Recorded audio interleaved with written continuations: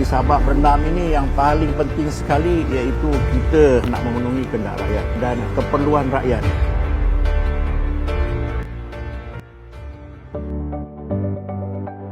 Assalamualaikum and a very good day to dear viewers. I am Taisirna AISYAH with metric number 287134 and I am going to explain my infographic regarding my chosen issue of public participation. And this is how my infographic looks like, and we will go through each of these later. I decided to choose an issue of public participation in the Malaysian District Local Planning System, which focused on the Sabak Bernam District Local Plan SBDLP in 2002 and until 2015 that was gazetted in June 2017. Public participation in government decision-making is an ethical and crucial thing to ensure every possible decision is fulfilling communities' needs and wants. One obvious reason for including the public is to represent on the behalf of the whole community, because community is well known as full of diversity where each of them require of different needs, opinions, and even concerns.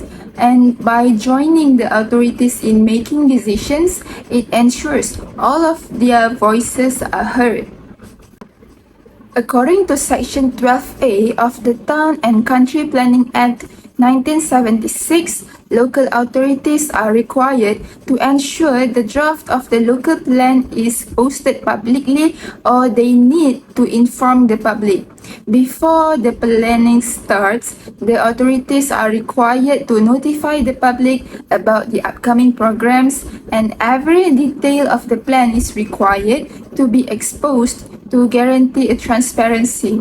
And they also need to inform the public regarding the chance or opportunities to get involved for public representativeness. According to the survey made from the chosen article, it was found that the highest aspects of concern for most of the respondents were: first, infrastructure and public facilities development, future economic development, and also environmental issues and quality.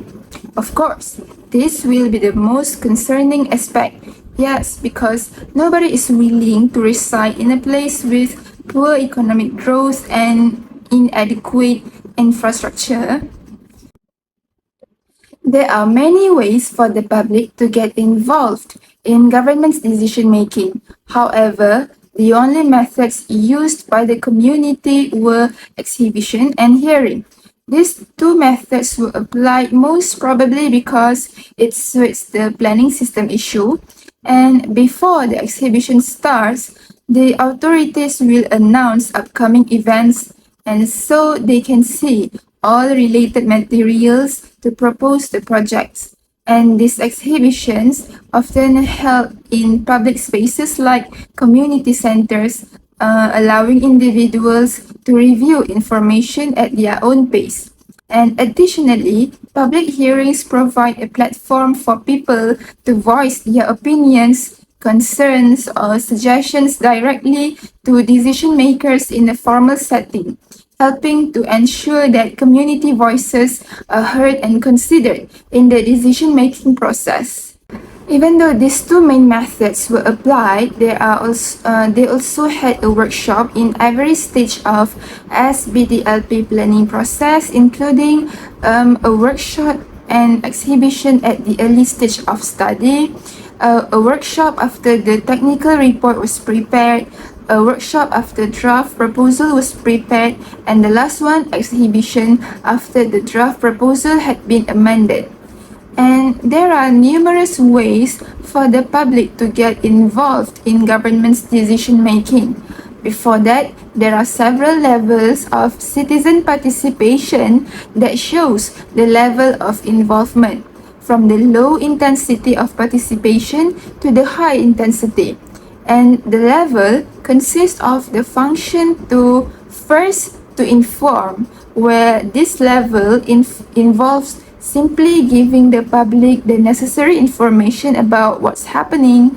And the second stage, the second level is to consult, And here, the public is asked for their opinions on the methods through methods like surveys or meetings. And the third stage, to involve. At this stage, public feedback is included in the planning and decision-making processes. The fourth stage, to collaborate, where the public works together with the authorities to create plans and find solutions. And the last level is to empower, where the public makes the final decisions and those decisions makers will implement those decisions. There are few cases from abroad that we can refer to in enhancing public participation in order to ensure a better decision-making process. The first doable practice that can be implied is a fact sheet. It is a document with information about a product, maybe a project, key facts, or even a data. And it is also a tool used to inform the public in enabling individuals to make informed decisions and participate effectively in the decision-making process. For example, in Canada, Saskatchewan Ministry of Environment, they provide a fact sheet for their community regarding their project environmental assessment process to assess the risk of project activities on the environment and determine ways to prevent a harmful effects from occurring.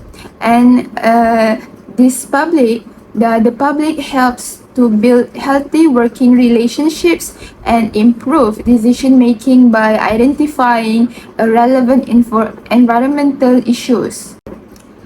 Next practice is open houses.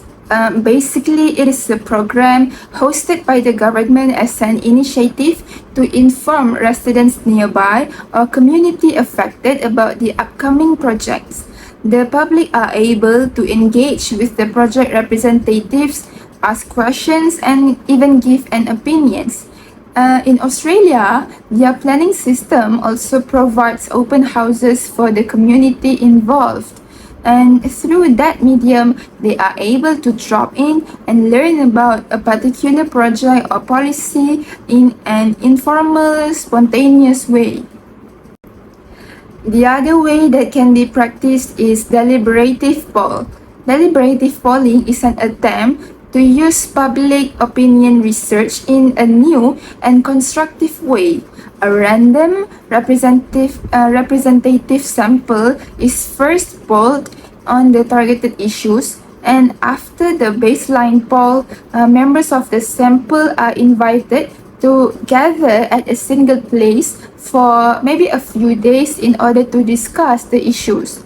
Long time ago, in 1994 in England, a national probability sample of 301 British subjects met for the world's first deliberative poll, and the topic was about a crime.